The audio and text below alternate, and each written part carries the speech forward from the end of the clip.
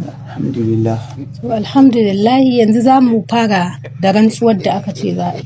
Ok, rantsuwa har yanzu biki manta ba? Shi kenan mu je. Ka fara. Ke zaki fara. To shi kenan. Ya Allah, in har na taɓa cin amanan mijina, na ce ina son wani ɗa namiji, Allah ka haukata ni. Na yi nawa. Saura ni? Yanda kika yi zan yi ko?